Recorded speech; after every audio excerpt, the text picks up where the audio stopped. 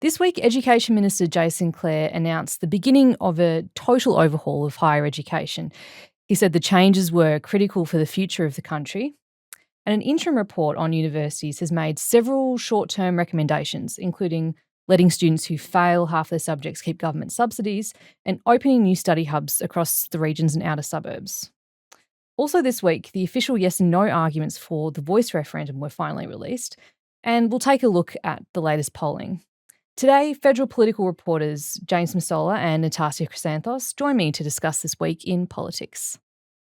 The Education Minister says nearly 1 in 2 Australians have a university degree, but he's tasked experts with designing an overhaul of the system. Why is that, Natassia? We can start with diving into that statistic, which is true. Almost 45% of Australians between 25 and 34 have a university degree. But if you break it down, the proportion of those people with degrees really changes depending on where you are in the country. So in the Hawkesbury area north of Sydney, for example, just 15% of young people have a degree.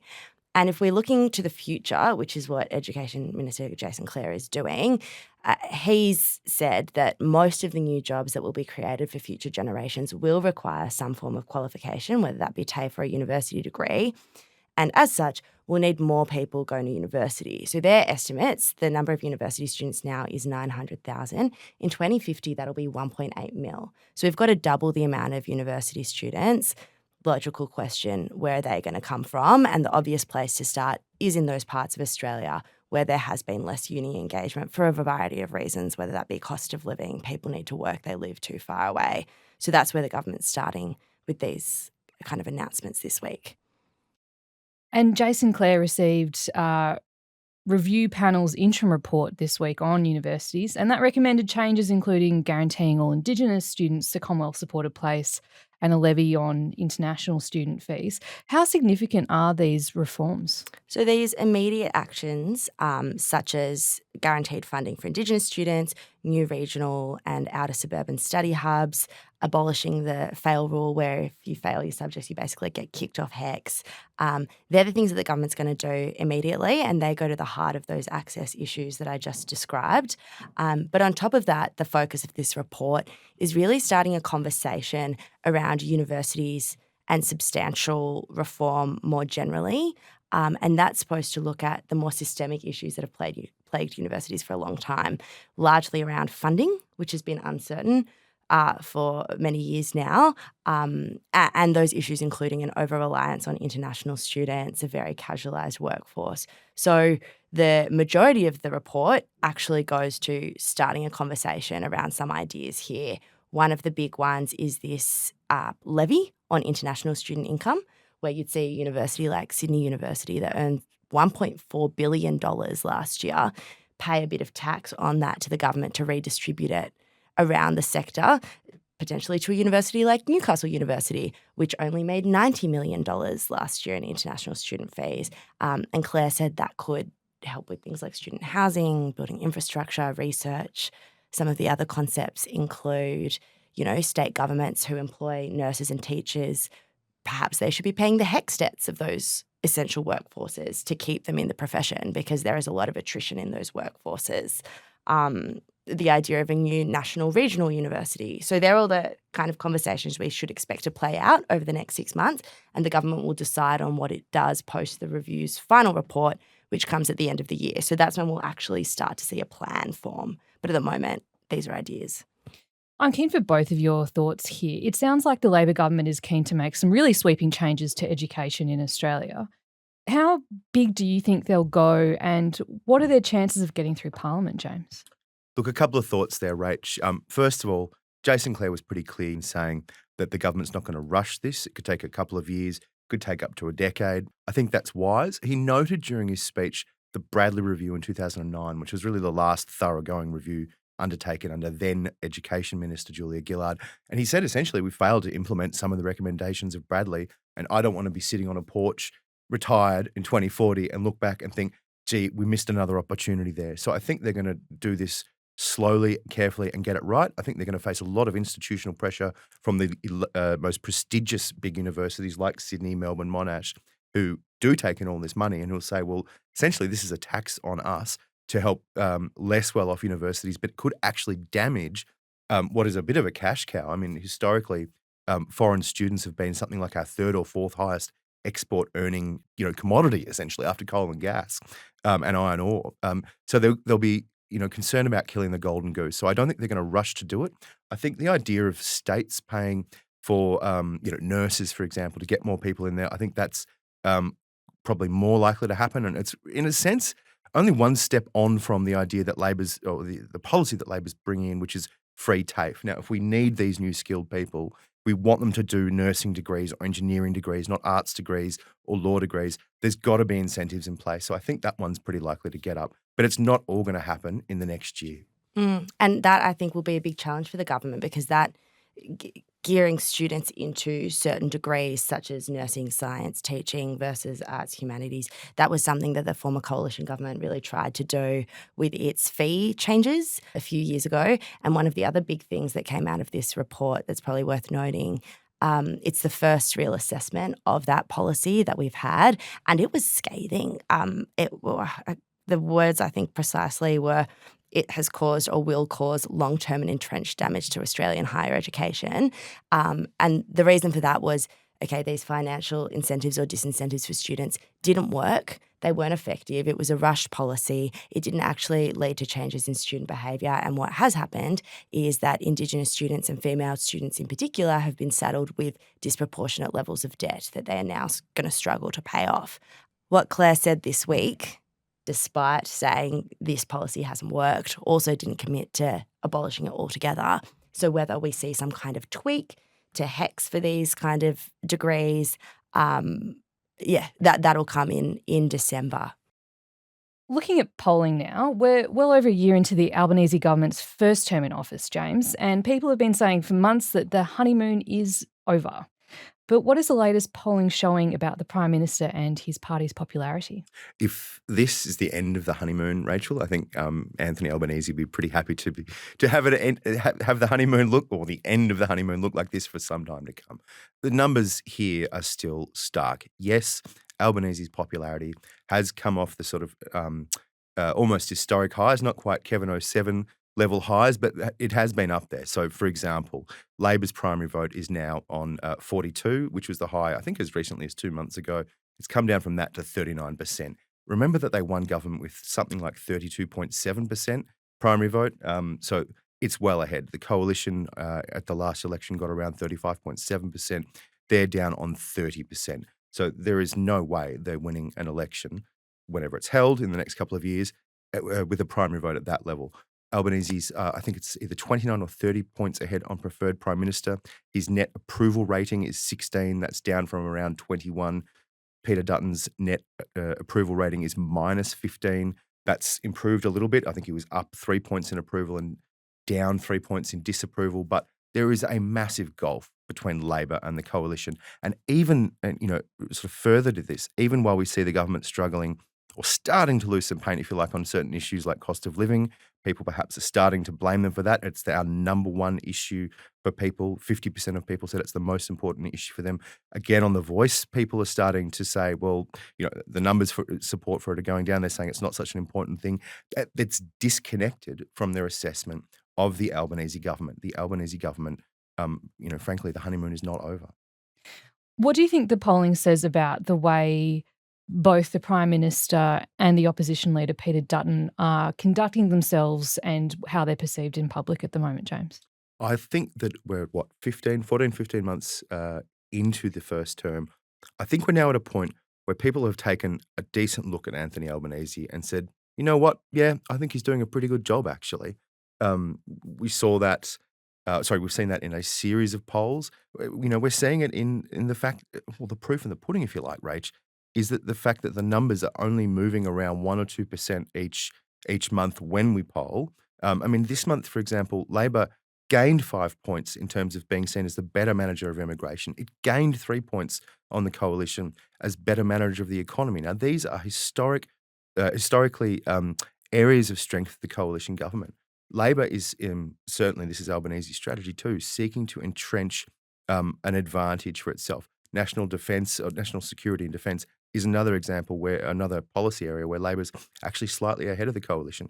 For Dutton, I think the news is less good, obviously. He's been consistently stuck in negative territory. It's not quite where things were for Brendan Nelson. Nelson dropped to 7% soon after the defeat of the Howard government and the coalition's entry into opposition back in 2007-8. But Dutton's not there. Dutton has support inside his party room. He's kept the show together. The problem for the coalition is he's not making that connection with Australian voters. People are not changing their mind in any severe or major or pronounced way in terms of thinking, yeah, maybe this is a guy who's a good alternative Prime Minister. And I'm not quite sure how they turn that around. James just mentioned the Voice referendum, and this week we finally got the official yes and no arguments for the referendum. What are the main arguments from both sides, Natasha? So the yes pamphlet really focuses on positive messaging. So the first words you read are better future, hope, unity, progress. It emphasises that the proposal comes, as it says, quote, directly from Aboriginal and Torres Strait Islander people themselves, that constitutional recognition through a voice, which I think is aiming to counter the kind of characterisation by the No campaign of this as a Canberra politician's voice. And it also centres it in the, I suppose, practical need, which is challenges facing Aboriginal and Torres Strait Islander people. And again, this is one of the first elements on the pamphlet. It says Aboriginal and Torres Strait Islander people have a life expectancy 8 years shorter than non-Indigenous Australians, have worse rates of disease and infant mortality, have a suicide rate, twice as high. So it aims to kind of recenter the conversation with the lived experience of Aboriginal and Torres Strait Islander people. And it also uses quotations from people like NRL player Jonathan Thurston and AFL player Eddie Betts to take it out of the political realm a bit, whereas the No campaign does more of what it's been doing relatively effectively this last 6 months, which is focus on doubt and feeding on the questions and the uncertainty and the anxiety that people have. The word risk appears a lot. The concept of dysfunctional government appears a lot. You know, some of the claims are demonstrably true. We don't know what precise model of a voice we'll see if the referendum does pass. You know, it doesn't acknowledge that there have been different concepts that have been very thoroughly fleshed out in expert-led work over the past years. But it is true the government hasn't said this is exactly what we're going to do. So they have, again, burrowed into that. With the budget elements, we don't know how much this will cost, who will get paid what. So there's a whole section in the pamphlet that goes into that as well, around the frequency of legal challenges, which are uncertain. But it does make some dubious or incorrect claims. For example, it says that this will create different classes of citizenship. It won't. There's no part of the Voice proposal that does anything around citizenship. It also claims there are no comparable constitutional bodies like this anywhere in the world, but we can see that in Scandinavia, with the Indigenous people there, they've both got constitutional recognition and some form of legislated parliament for their in those contexts. But again, that has kind of been the MO of the No campaign so far. So I feel few surprises there, James. Yeah, I mean, fundamentally, Rach, and to pick up Tars's point, the No campaign can be summed up as you said, trading on doubt. If you don't know, vote no. That is what everything else rests on for the No campaign. And I think, as we saw in the 99 Republic referendum, that can be a pretty powerful, what's the word? Not quite scare campaign, but frame to put the proposition in, essentially. And I think what we're seeing is that is working. People, the PM keeps saying people aren't paying attention yet and they're focused on cost of living. And once, we fire the starting gun for a poll that's expected probably on October 14, people will focus on this. I think people are actually focused on this, and they're kind of scratching their head and saying, well, how do we not know? And why haven't they said, again, to Tars's point, the Calma Langton report of 2021, I believe it was released, 2019, that fleshed out what a voice could look like. Why haven't they adopted that? Why haven't they done this? Why don't we know about that? That uncertainty has been fertile ground for the No campaign to play in. What we've seen with the Yes campaign is, frankly, a pretty disorganised early few months. It's much better funded. We know this. It's got much greater number of donations than the No campaign, but campaign infrastructure hasn't been there. The sort of coordinated messaging hasn't quite been there. I know that there's been some changes that are taking place internally in the last few weeks, so you're going to see a lot more of Noel Pearson, for example, front and centre in the campaign, in addition to Dean Parkin, who's been the kind of front man for Yes. We're going to see the Prime Minister do more of the heavy lifting. We saw Linda Burney give a pretty major speech last night in Sydney, making the point essentially that this may be the only opportunity we ever get to have a vote on something like this. And that's right. Look what happened in 99 with the Republic. There were a bunch of people who wanted it, didn't want that model, thought, oh, we'll have a vote in 3 more years on the model I want. And it's 24 years later, and we're not much closer to having a Republican vote. So I think Yes is in some serious trouble at the moment. Yeah, as you just said, James, the No campaign seems to be off to a roaring start. The Yes campaign, definitely a lot less so. How tricky is getting the referendum passed looking at this stage, and what will happen if it fails? A couple of thoughts there. So the consistent trend in all published polls from the start of the year where Yes support was hovering between sort of 65 to 60%. It's now down around 47, 48%. In some polls, No is actually drawn level, even gone a little bit ahead. That to sort of underpin what we were saying before, that is the proof in the pudding that things are in trouble. On the upside, though, for the Yes campaign, there is they've got tremendous resources to draw on from the Labor movement, from the union movement. That will ramp up. So it is possible that the on-the-ground infrastructure that Yes has does turn things around. That's, I think, perhaps their best hope. People-to-people conversations, phone banking, things like that. No just doesn't have that infrastructure. That is the, I guess, the ray of light, if you like. But yes, there's still time.